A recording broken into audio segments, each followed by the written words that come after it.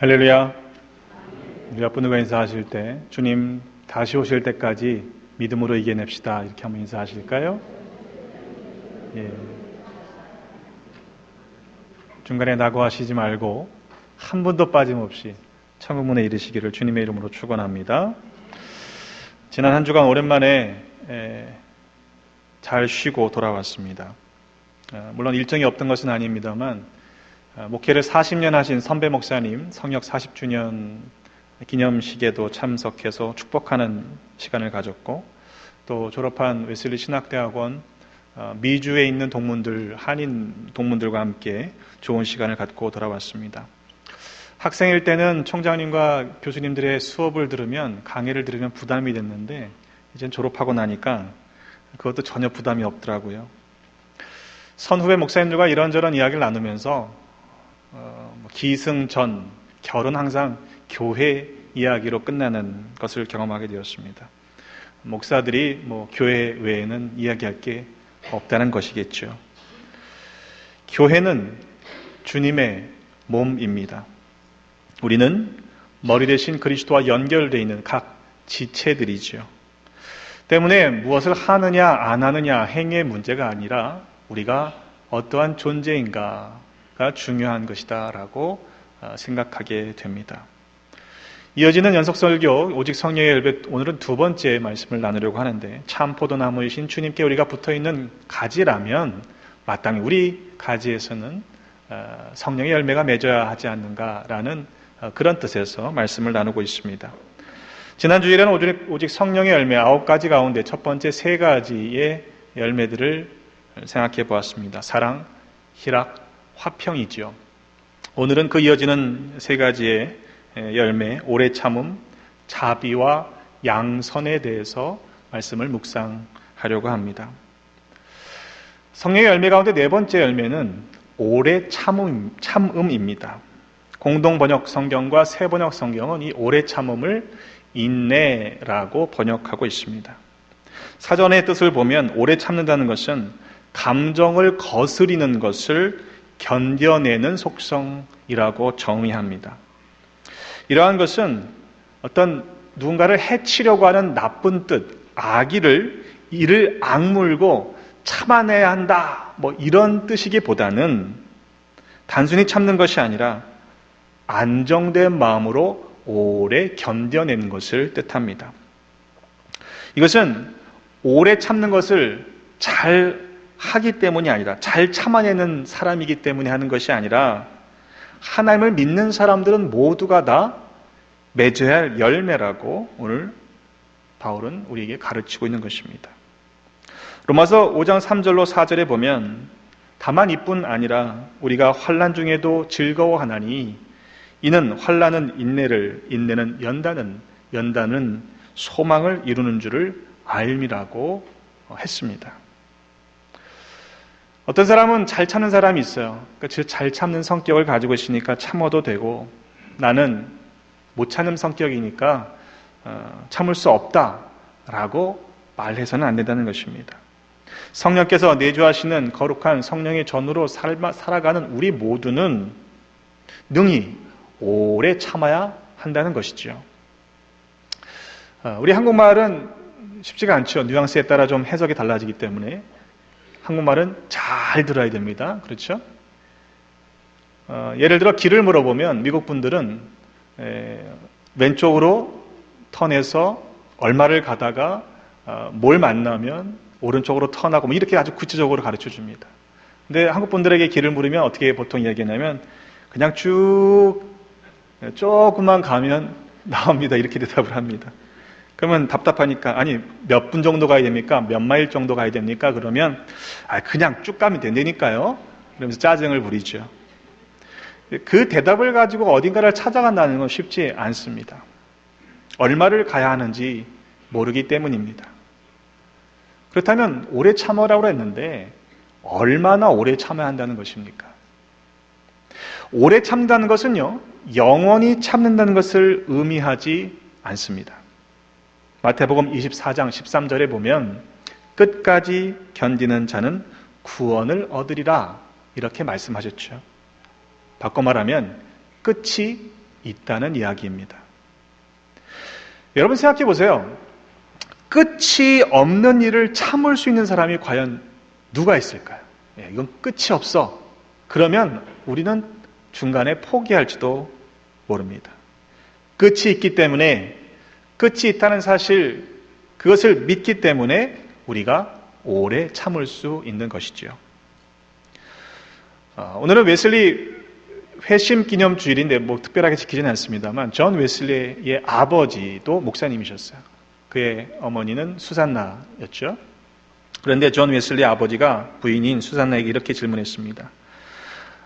당신은 어떻게 그렇게 멍청한 사람에게 똑같은 말을 20번씩이나 20번씩이나 똑같이 반복할 수 있어? 이렇게 물었습니다. 참 인내심이 대단하구려. 그러자 아내인 수산나 웨슬리는 이렇게 대답합니다. 왜 그런지 아세요? 만일 19번까지만 말하고 그만둔다면 지금까지 애써온 그 노력이 헛된 일이 되지 않습니까? 그러니 똑같이 계속 반복하는 것입니다. 그렇게 이야기했습니다. 야고보서 5장 7절로 8절에 보면 이렇게 야고보서 기자는 이야기합니다. 그러므로 형제들아 주의 강림하시기까지 길이 참으라. 보라, 농부가 땅에서 나는 귀한 열매를 바라고 길이 참아 이른 비와 늦은 비를 기다리나니 너희도 길이 참아 마음을 굳게 하라. 주의 강림이 가까우니라. 이렇게 말씀했습니다. 여러분, 오래 참는다고 하는 것은요, 실은 성령이 주시는 능력의 하나이기도 합니다. 오래 참을 수 있다는 말은 견디어낼 수 있는 힘이 있다는 의미이죠. 바꿔 얘기해보면 참지 못한다, 견뎌내지 못한다는 것은 내가 참을 만한 능력, 참을 만한 힘이 없다는 말입니다. 이젠 도저히 못 참겠어. 그러죠? 이젠 도저히 못 참겠어. 그러면서 참지 못하는 일에 대해서 또는 참지 못하는 어떤 상황과 대상에 대해서 우리의 감정을 폭발시켜 버릴 때가 얼마나 많습니까? 그런데 실제로 그것은 우리 안에 그것을 견디어낼, 참아낼 힘이, 능력이 없다는 것을 드러내는 것에 불과합니다. 부부싸움들 하십니까? 한국에서 안 하시던 분들도 미국에서 이민을 오시면 부부싸움을 하는 경우들이 적지 않습니다. 근데 왜 그런가 분석해 보니까요, 참을 만한 힘이 없는 거예요. 이민의 삶에 지치고 각자 자신의 삶의 문제에 시달리다 보니 자기 자신의 문제도 감당하기가 어려운 거죠. 그러니까 참아낼 수 있는 힘이 내 안에 없는 겁니다. 이전에는 쉽게 넘어갈 수 있는 작은 부분에도 참지 못하고 화를 벌컥벌컥 내게 되는 이유는 내 능력의 한계가 도달했다라는 의미일 것입니다. 때문에 그 능력은요, 실은 성령께서 주시는 열매 가운데 하나인 사랑과도 연관이 있습니다. 오래 참는다고 하는 것은요, 사랑해야 할 수 있는 일이기 때문입니다. 사랑이 있어야만 오래 참는 것입니다. 하나님이 우리를 그렇게 사랑해 주셨죠. 만약 하나님께서 우리를 사랑하지 않으셨다면, 예수 그리스도께서 우리를 사랑하지 않으셨다면 결코 오래 참지도 않으셨을 것입니다.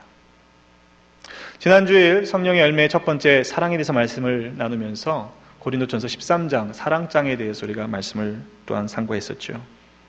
근데 휴가 중에 선명 목사님과 이야기를 하는데 그 이야기가 또 주제가 되었습니다. 그런데 색다르게 읽는 법을 저에게 가르쳐 주시더라고요. 사랑의 문제를 우리가 다룰 때는 대부분 감정의 문제로 이야기를 하고, 그리고 우리 마음의 상태와 연관시켜서 해석을 하려는 경향이 있다는 것이에요. 근데 사랑장을 거꾸로 읽어보면 전혀 다른 느낌으로 다가오는 것을 경험하게 됩니다. 고린도전서 13장 4절로 7절을 이렇게 읽어보겠습니다. 오래 참으면 그것이 사랑입니다. 온유하게 대하면 그것이 또한 사랑입니다. 시기하지 않고 자랑하지 않고 교만하지 않고 무례히 행하지 않으면 그것이 사랑하는 것입니다. 자기의 유익을 구하지 아니하며 성내지 않으며 모든 것을 참으며 모든 것을 믿으며 모든 것을 바라며 모든 것을 견디면 그것이 사랑하는 것입니다. 좀 느낌이 다르신가요? 그러니까 사랑하면 이렇게 해야 된다라는 부담을 갖는데 이렇게 하는 것이 곧 사랑이다라는 것이지요. 유대인들에게 전해지는 이야기 가운데 아브라함과 관련된 이야기가 있습니다. 어느 날 아브라함의 집에 100세나 된 노인이 찾아와서 식사를 청합니다. 손님 대접하기를 즐겨했던 아브라함이 그 노인에게 식사를 접대하죠. 그런데 이 노인이 우상을 숭배하는 사람이라 하나님께 감사하지 않고 밥을 먹는 겁니다. 아브라함이 화가 났어요. 벌컥 화를 내면서 노인을 당장 내쫓으려고 했습니다. 그때 하나님께서 아브라함을 말리십니다. 아브라함아, 그러지 말아라. 참아라. 그 노인을 내쫓지 말아라. 내가 그 노인이 회개하고 돌아오게 하기 위해서 무려 100년이나 참았느니라 하셨다는 거죠. 여러분, 우리가 너무 조급하게 판단하고 행동할 때가 있다는 것을 알아야 합니다. 오래 참으시는 하나님. 베드로후서 3장 9절에 이렇게 말씀하죠. 주의 약속은 어떤 이들이 더디다고 생각하는 것 같이 더딘 것이 아니라 오직 주께서 너희를 대하여 오래 참으사 아무도 멸망하지 않고 다 회개하기에 이르기를 원하신다고 했습니다. 여러분 한번 생각해 보세요. 하나님이 오래 참아주지 않으셨다면, 기다려주시지 않았더라면 과연 우리 가운데 이 자리에 앉아있는 사람이 누가 있겠습니까? 골로새서 3장 12절 이렇게 말씀합니다. 그러므로 여러분은 하나님의 택하심을 받은 거룩하고 사랑받는 사람답게 동정심과 친절과 겸손과 온유와 오래 참음을 옷 입듯이 입으십시오. 그랬어요. 그것은 우리가 입어야 할 거룩한 새 사람의 옷인 것을 깨닫게 됩니다. 사랑하기 때문에 오래 참아 주십시오. 또 오래 참음으로 사랑하시기를 주님의 이름으로 부탁을 드립니다. 왜냐하면 우리는 하나님의 택하심을 받고 거룩하고 또 사랑받는 사람이기 때문입니다. 우리 그런 오래 참음이 또 인내가, 용납이 우리 가운데 넘쳐나기를 주님의 이름으로 축원합니다. 다섯 번째 성령의 열매는 자비입니다. 공동 번역과 새 번역은 이 자비를 친절이라는 단어로 바꿔서 사용합니다. 사전을 보니까 자비는 하나님이 사람에게 보여주신 것과 같은 박애적인 행위를 가리킨다. 그러니까 모든 사람들에게 평등하게 베풀어 주시는 사랑이라는 뜻입니다. 남에 대해서 부드럽고 관용하고 인자하게 친절하게 하는 행동을 가리키는 것이 사전적인 의미에서의 자비, 친절인데 이것이 모든 사람에게 평등하게 그렇게 사랑하는 것이라는 것이죠. 쉽게 얘기하면 주님을 믿는 사람들은요, 친절해야 되는 거예요. 친절. 친절하지 않은 사람들은 성령을 알지 못하는 사람들이라는 말입니다. 그러니까 말씀을 하셔도 행동을 하셔도 툭툭 하지 마시고 친절하게 하셔야 되는 거죠.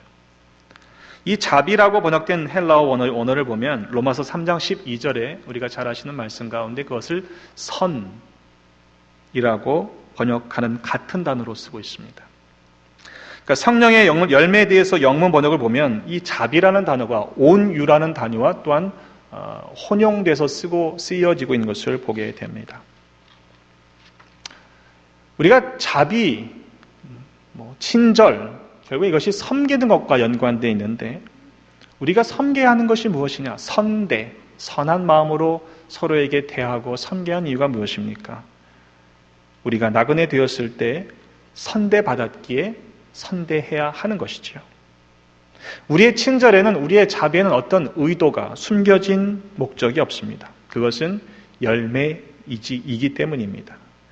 우리의 친절은 동기가 아니라 실은 결과입니다. 물론 세상 사람들을 봐도요, 친절한 사람들이 있습니다. 친절을 베푸는 사람들이 있습니다. 그런데 여러분 잘 생각해 보세요. 세상 사람들이 여러분들에게 친절을 베푸는 데에는 대부분 이유가 있어요.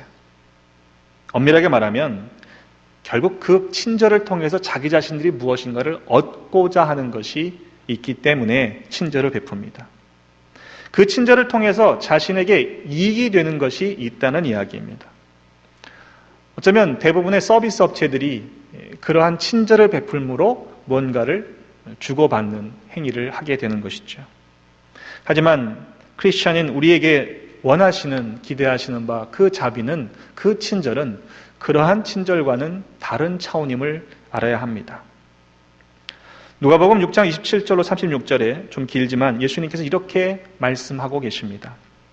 그러나 너희 듣는 자에게 내가 이르노니 너희 원수를 사랑하며 너희를 미워하는 자를 선대하며 너희를 저주하는 자를 위하여 축복하며 너희를 모욕하는 자를 위하여 기도하라. 너의 이 뺨을 치는 자에게도 저 뺨을 돌려대며 내 겉옷을 빼앗는 자에게 속옷도 거절하지 말라. 네게 구하는 자에게 주며 네 것을 가져가는 자에게 다시 달라 하지 말며 남에게 대접을 받고자 하는 대로 너희도 남을 대접하라. 너희가 만일 너희를 사랑하는 자만을 사랑하면 칭찬받을 것이 무엇이냐? 죄인들도 사랑하는 자는 사랑하느니라. 너희가 만일 선대하는 자만을 선대하면 칭찬받을 것이 무엇이냐? 죄인들도 이렇게 하느니라. 너희가 받기를 바라고 사람들에게 구워주면 칭찬받을 것이 무엇이냐? 죄인들도 그만큼 받고자 하여 죄인에게 구워주느니라. 오직 너희는 원수를 사랑하며 선대하며 아무것도 바라지 말고 구워주라. 그리하면 너희 상이 클 것이요 또 지극히 높으신 이의 아들이 되리니 그는 은혜를 모르는 자와 악한 자에게도 인자하시니라 그랬습니다. 그러니까 하나님의 자비하심은요, 은혜를 모르는 자에게도 악한 자에게도 모든 자에게도 동일한 그런 사랑인 것이지요. 그런데 그 이어지는 말씀이 이렇습니다. 너희 아버지의 자비로우심 같이 너희도 자비로운 자가 되라. 그러니까 지금 길게 읽었던 그 본문의 말씀, 예수님께서 말씀하셨던 그 모습이 실은 우리에게 기대하시는 자비라는 것입니다. 세상의 친절과는 다른 차원의 친절임을 보게 됩니다. 여러분, 쉽지는 않습니다만 우리가 그러한 사랑을 이미 받았음을 기억하시고 그런 자비로운 삶, 또 친절한 삶을 살아가시는 우리 모두가 되시기를 주님의 이름으로 축원합니다.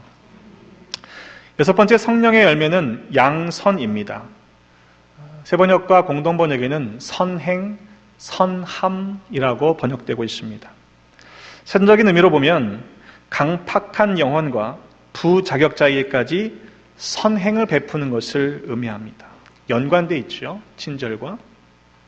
물론 세상 사람들을 보면요, 세상 사람들 중에도 착하게 살아가는 사람들이 많이 있습니다. 어쩌면 믿는 우리보다요 더 착하게 살아가는 사람들이 있지요. 그런데 그들의 착함은, 그들의 선함은 결국에는 사람에게 영광을 돌리게 됩니다. 다른 종교들을 봐도요 선하게 살아가라고 가르칩니다. 불교를 예를 든다면 덕을 쌓으라고 가르치죠. 그래서 적선을 하는 거예요. 그런데 그 적선의 행위는 궁극적으로는 자기 자신을 위한 것입니다.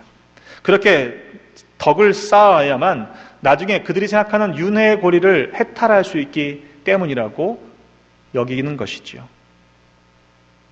하지만 우리가 이야기하는 선행은 전혀 다른 차원의 이야기입니다. 우리 기독교 역시 착하게 살 것을 가르치고 있습니다. 그런데 우리가 착하게 살아가는 것, 그러한 선한 행위가, 선함이 우리의 구원에 아무런 영향을 미치지 못한다는 사실을 알아야 합니다. 우리가 아무리 선을 쌓은다고 해도요, 그것이 우리의 구원을 이루지는 못하기 때문입니다. 하지만 우리가 착하게 살아가야 할 이유가 어디에 있습니까? 그것은 예수 그리스도를 믿고 우리의 구주로 믿고 구원받은 사람들이 마땅히 삶에서 맺어야 하는 열매이기 때문입니다. 우리가 선을 행하는 이유는 우리가 세상 속에서 빛으로 살아가야 하는 사명을 받았기 때문입니다. 마태복음 5장 16절에 이렇게 말씀하셨습니다. 우리의 빛을 사람 앞에 비추게 하여 저희로 너희 착한 행실을 보고 하늘에 계신 너희 아버지께 영광을 돌리게 하라. 그러니까 사람의 영광을 받는 착한 행실이 아니고요. 구원을 받기 위한 착한 행실이 아니고요. 구원받은 자로서 착하게 살아가며 하나님께 영광을 올리는 삶을 살아가는 것이 그 다른 차원의 선함인 것이죠. 이것을 빛이라고 하는 것으로 비유해 보면 우리가 발광체가 아니라 반사체라고 이해하는 것이 좋습니다. 빛이신 참 빛이신 주님, 주님과 거리가 가까워지면 또한 우리가 깨끗하게 잘 닦여 있으면 참 빛이신 주님의 빛을 우리의 삶에서 반사해내는 반사체로 살아갈 수 있다는 것이죠. 하지만 만약 우리가 깨끗하게 닦여 있지 않고 더러운 것들이 우리의 인생 가운데 묻어있게 된다면 그 반사되는 효과는 적어질 수밖에 없는 것입니다. 반면에 반짝반짝 잘 깨끗하게 닦여져 있는 것이라면 조그만 빛이 비추어도 우리의 삶 속에서 그 빛을 반사해내는 능력이 더 커질 수밖에 없는 것이죠. 세상 사람들의 착한 행실은 그 영광이 사람들에게 머물게 되지만 우리의 착한 행실은 하나님께 영광을 올려드리게 된다는 사실을 기억해야 합니다. 올해의 교회 표어는 주의 영광이 가득한 교회라고 정했는데 그것은 세상의 빛을 비추는 교회와 그리 다르지 않습니다. 만약 우리 교회가 존재함으로 말미암아 세상의 어두운 부분이 조금씩이라도 사라지지 않는다면, 우리가 세상을 비추는 그 역할을 제대로 감당하지 못한다면, 그렇다면 결코 주의 영광이 가득한 교회다라고 말할 수 없을 것입니다. 빛된 사명을 감당하며 우리의 착한 행실을 보고 저희가 세상이 하나님께 영광을 올려드리는 복된 일들이 넘쳐나시기를 주님의 이름으로 축원합니다. 하지만 예수님의 말씀과 이 말씀이 상충되는 모순과 같은 부분들이 있는 것을 보게 됩니다. 왜냐하면 착한 행실을 예수님께서는 은밀하게 하라는 거예요. 분명히 세상 사람들이 그 착한 행실을 보고 하나님께 영광을 올려드려야 하는데 그 착한 행실을 은밀하게 하라는 겁니다. 우리가 은밀하게 한다고 했을 때는요, 하나님과 나만 알고 다른 사람들은 모르게 할 수 있어요. 그죠? 그런 일들 하시잖아요. 그런데 예수님께서는 뭐라고 말씀하시냐면 구제할 때에 오른손이 하는 것을 왼손이 모르게 하라는 겁니다. 여러분 생각해 보세요. 아무리 사람이 은밀하게 선을 행해도요, 오른손이 하는 것을 어떻게 왼손이 모른다는 말입니까? 그 말은 내가 선한 일을 하면서도 속으로 내가 선한 일을 하고 있지 라고 하는 자긍심마저도 자랑조차도 하지 말라는 말씀이죠. 내가 선한 일을 하고 있다는 그 의식조차 하지 말고 선을 행하라는 것입니다. 그러면 은밀한 중에 보시는 하나님께서 갚아주시는 말씀입니다. 여러분 선을 행하되 은밀하게 하라고 하는 것은요, 드러내고 하지 말라는 말씀인데 드러내지 않아도 내가 선하게 살아가면, 내가 선으로 존재하면 그것이 드러나게 되어 있다는 사실을 우리는 경험하게 될 줄로 믿습니다. 랄슨이라는 한 신학교의 교수가 졸업생들을 대상으로 실험을 했습니다. 묵상을 한 후에 학생들에게 자기가 살아오면서 지은 죄에 대해서 죄의 목록을 쓰시오 그랬더니, 그리고 손을 들으시오 그랬더니 평균적으로 한 15초 정도의 학생들이 자기의 죄의 목록을 작성했다고 합니다. 그리고 나서는 그러면 선한 일들, 20대, 30대밖에 안 되는 학생들이었을 테니까 그러면 선한 일들을 생각해보고 적어보시오 그랬더니 한 30초 이상 걸렸다는 거예요. 근데 그분이 어떻게 해석을 했냐 하면 사람들이 대부분 죄에 대한 부분에 집중하며 생각하며 살고 있다라고 이해했습니다. 그러니까 내가 선행에 대해서 생각하기보다 죄에 대한 생각에 몰입되어 있다는 경향이 있다는 것이죠. 바라기는 우리가 죄의식에 사로잡혀서 또한 죄짐을 짊어지고 살아가는 그런 모습이 더 이상은 없어야 될 줄로 믿습니다. 왜냐하면 이미 주님께서는 우리의 죄를 용서해 주셨기 때문입니다. 용서받은 죄인이라는 말이 있죠. 용서받은 죄인은 하나님 앞에 겸손하고 겸허할 수밖에 없죠. 그런 모습으로 우리가 선한 존재로 살아가기 위해 날마다 우리의 마음을 써야 할 것입니다. 죄를 용서해 주신 주님께 감사하면서 어떻게 우리가 하루하루 더 선하게 살아가야 할 것인가? 내 자신이 선하게 살아가야 한다는 그 의식조차 하지 않으면서 내 존재가, 내가 있음이 주님의 빛을 증거하는 전하는 선한 존재로 살아갈 수 있을까? 날마다 성령님의 인도하심을 따라 살아가면 그러한 존재로 변화시켜 주시고 또한 성령의 열매를 거두게 하실 줄로 믿습니다. 여러분, 이번 한 주간 그리고 우리의 남은 인생을 어떻게 살아가시겠습니까? 여러분, 참으시되 오래 참으시되 끝까지 참아내는 믿음의 사람들이 되시기를 바랍니다. 자비하시되 친절하시되 선택적으로 친절한 것이 아니라 나에게 이익이 되기 때문에 친절한 것이 아니라 모든 사람에게 자비로우셨던 주님처럼 그렇게 자비로운 사람들로 살아가시기를 간절히 바랍니다. 세상 사람들의 선함, 그래서 자기의 무엇인가를 이루기 위한 선함이 아니라 하나님께 영광을 올려드리는 선한 존재로 이 땅에 살아가셔서 하나님께는 영광이 되고 우리에게는 복이 되는 은혜를 누리시기를 주님의 이름으로 축원합니다.